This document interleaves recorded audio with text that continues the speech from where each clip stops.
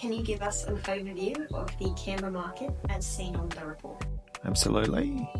So data from CoreLogic this month shows that the median dwelling value in Canberra rose to a touch over 841,000, which is just shy of Brisbane's 843,000, which was an increase of 0.5% across May, which is huge numbers because, well, I suppose in total this year the market in Canberra's done 2%.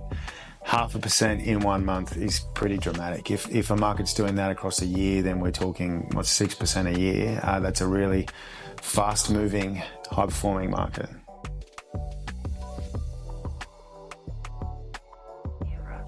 So Brisbane's overtaken Canberra very slightly in the last month. The median dwelling value in Brisbane has jumped. So like I said, just a touch above Canberra's 841, Brisbane's at 843,000. I think there's probably a couple of drivers there. The Canberra market, whilst those numbers are reflecting a really strong May, is a little slow at the moment, probably because we're just 6 months behind the Sydney market. The Sydney market's just shooting up, and Canberra's really just nipping on the heels of the Sydney, I suppose the Sydney wave. I think that Brisbane is its own little ecosystem in and of itself. So look, it doesn't surprise me that Brisbane is a strong performing market. It doesn't surprise me that they've just nipped at the heels of Canberra. I think the important thing there is that it shows the two markets are really on par.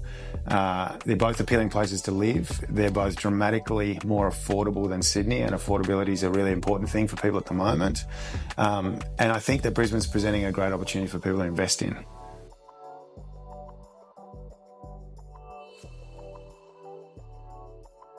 Well, I have to say that 0.5% growth did surprise me, but it probably doesn't surprise me when I take it in and then consider what we're seeing on the ground in the market across Canberra, and that is there's a lot of people actively looking to buy.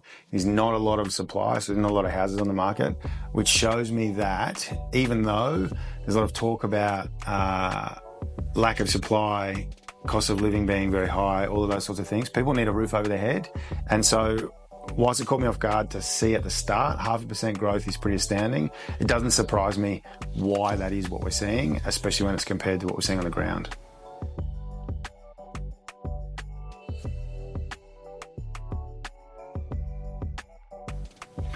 So we are definitely getting into a season, the winter season, where less people are excited about selling their homes.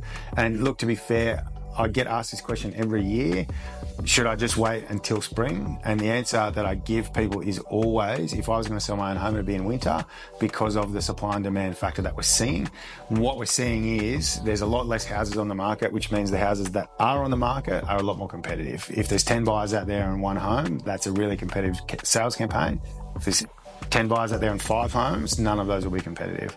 So that's probably why, it was at least one of the drivers why we're seeing such dramatic growth over the month of May.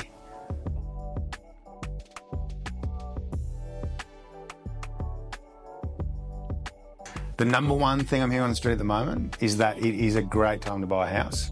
There's a lot more people at auctions than we saw 3 months ago, and without a doubt, a lot more than 6 months ago. So there are a lot of people out there actively looking to secure their next home, which means if you're looking to sell, it's a great time. It also means if you're a buyer looking to get into the market, you're probably just ahead of what is going to be a wave coming into spring. Awesome.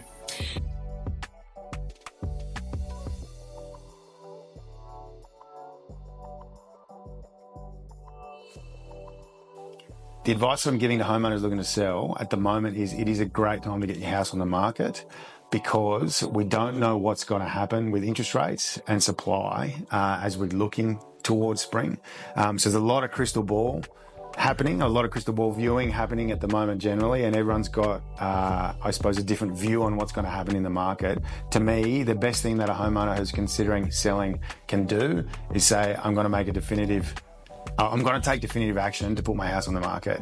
And I don't think we will have seen a better time to have done it in the last 12 months, which means it's a good time to do it now.